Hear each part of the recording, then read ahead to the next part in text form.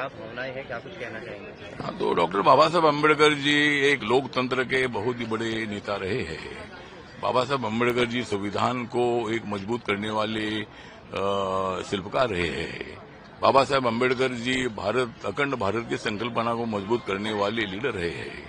बाबा साहब अम्बेडकर जी दलितों को, गरीबों को न्याय देने वाले, सामाजिक न्याय के साथ साथ आर्थिक न्याय देने वाले, शैक्षिक न्याय देने वाले बहुत बड़े नेता रहे हैं।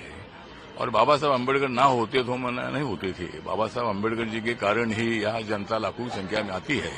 और बाबा साहब अम्बेडकर जी ने जो हमारे लिए बहुत बड़ा काम किया है, और इसीलिए बाबा साहब अम्बेडकर जी को अभिवादन करने के लिए हर साल मैं आता हूँ। मैं किधर भी रहूँ, लेकिन मैं सुबह दिल्ली में रहता हूँ। वहाँ संसद भवन में बाबा साहब अम्बेडकर जी का वहाँ स्टैच्यू है। वहाँ भी आदरणीय राष्ट्रपति जी, आदरणीय उपराष्ट्रपति, आदरणीय प्रधानमंत्री जी और अनेक मंत्री लोग वहाँ आते हैं। और हमारे मंत्रालय की तरफ से, डॉक्टर अम्बेडकर फाउंडेशन की तरफ से वो प्रोग्राम वहाँ किया जाता है। वहाँ सैकड़ों लोग उधर आते हैं, आदरणीय मंत्री जी उधर आते हैं, और वहाँ मतलब सभी की उपस्थिति में बाबा साहब को अभिवादन किया जाता है। तो आज मैं इधर हर साल के मुताबिक मैं इधर आज आया हूँ। और यहाँ जो मुंबई महानगर पालिका है, मुंबई महानगर पालिका अच्छी व्यवस्था रखती है।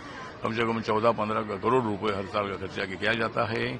और बाहर से आने वाले लाखों लोगों के लिए अनेक सुविधा जो है, वहाँ पेट्रोल की सुविधा है, वहाँ खाने की सुविधा है, नहाने की सुविधा है, पानी की सुविधा है, शौचालय की सुविधा है। और यहाँ म्यूनसिपालिटी के वर्कर भी सफाई के लिए यहाँ रहते हैं।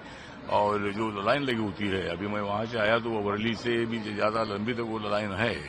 तो पूरे देश भर से लोग इधर आते हैं और बाबा साहब को अभिवादन इसलिए करते हैं कि बाबा साहब को अभिवादन करने के बाद उनको प्रेरणा मिलती है, शक्ति मिलती है। और इसीलिए बाबा साहब अम्बेडकर जी की अखंड भारत की संकल्पना और बाबा साहब अम्बेडकर जी ने दिया हुआ जो लोकतंत्र है, उस लोकतंत्र को मजबूत करने की भूमिका हम सब लोगों की है। और इसीलिए भारत का जो नेपाल है या श्रीलंका है या बांग्लादेश है, ऐसा कभी नहीं हो सकता है। अपने देश के कुछ लोग सोचते हैं कि भाई भारत का बांग्लादेश हो, भारत का नेपाल हो, लेकिन ऐसा नहीं हो सकता है।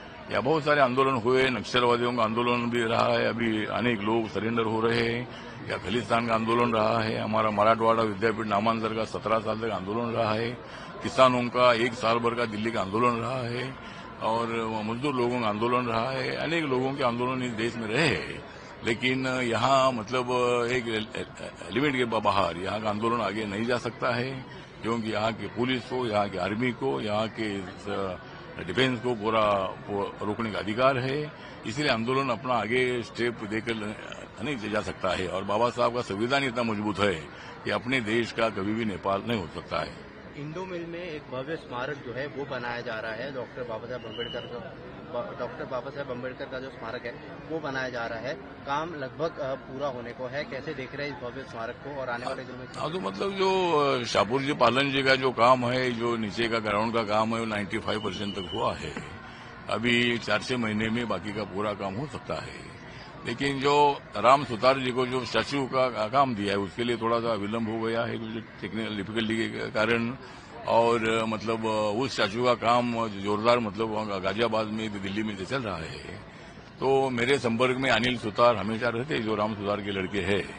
तो उन्होंने बोला है कि उनका जो 9 करोड़ रुपया जो उन्होंने बैंक गारंटी लिया है, उतना पैसा अगर हमको मिलता है और भी गति से हम काम करेगी। लेकिन डिपार्टमेंट का कहना ऐसा है कि जितना काम होता है उतना पैसा देने की नियम होता है। जो काम जितना किया है वो अगर पेपर डिपार्टमेंट को देते हैं तो अगला पैसा मंजूर होता है।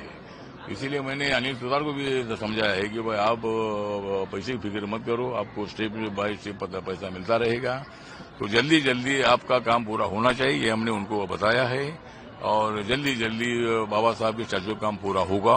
और माननीय प्रधानमंत्री नरेंद्र मोदी जी के उपस्थिति में लोकार्पण 16 जो है, वो लोकार्पण 16 वहाँ होगा। पुतिन और प्रधानमंत्री मोदी की पिछले दिनों बैठक हुई। प्रधानमंत्री खुद दिल्ली एयरपोर्ट गए थे उन्हें लेने। कैसे देख रहे हैं इस रशिया और भारत के रिलेशन को और आने वाले दिनों में कितना इम्पैक्ट करेगा? मुझे लगता है कि रशिया और भारत के संबंध पहले से अच्छे रहे हैं। माननीय प्रधानमंत्री नरेंद्र मोदी जी के साथ पुतिन के संबंध बहुत अच्छे हैं। उसके साथ साथ माननीय नरेंद्र मोदी साहब के अमेरिका के प्रेसिडेंट डोनाल्ड ट्रंप जी के साथ भी अच्छे संबंध है। व्यापार में हर देशों के साथ अपना अपना संबंध होता ही है। इसी तरह कल माननीय पुतिन साहब अपने दिल्ली में इंडिया में आए हैं, बहुत सारे विषय पर चर्चा हुई है और बहुत बड़ा व्यापार दोनों देशों में करने का निर्णय हो चुका है। उससे भारत की इकोनॉमी में भी अच्छा डेवलपमेंट हो जाएगा और रशिया के लिए भी उसका फायदा हो जाएगा। इसीलिए दोनों देशों में पहले से संबंध अच्छे हैं और अभी भी दोनों देशों में जो एग्रीमेंट होने के बाद और भी दोनों देशों का व्यापार और भी अच्छा हो जाएगा और दोनों उसका फायदा होगा। एक आखिरी सवाल, आप केंद्रीय मंत्री हैं, आपका दिल्ली और मुंबई आना जाना होता है, आज आप स्वयं दिल्ली से आए हैं, लेकिन इंडिगो की जो फ्लाइट है उसमें कहीं ना कहीं तकनीकी खराबी के चलते कई फ्लाइटें रद्द कर दी गई है।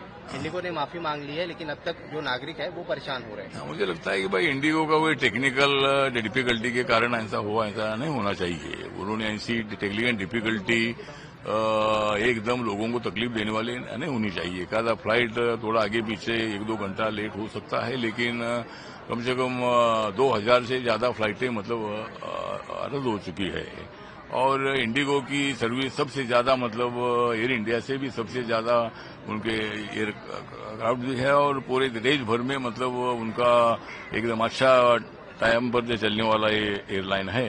लेकिन पहली बार इसी तरह का ऐसा हुआ तो इसीलिए उन्होंने माफी भी मांगी है और 2-3 दिन के अंदर सब कुछ ठीक हो जाएगा ऐसा उन्होंने बताया है। लेकिन लोगों को बहुत बड़ी तकलीफ हुई, उसके लिए इंडिगो का जो एडमिनिस्ट्रेशन है वो उसके लिए जिम्मेदार है। बाद में ऐसा नहीं होना चाहिए।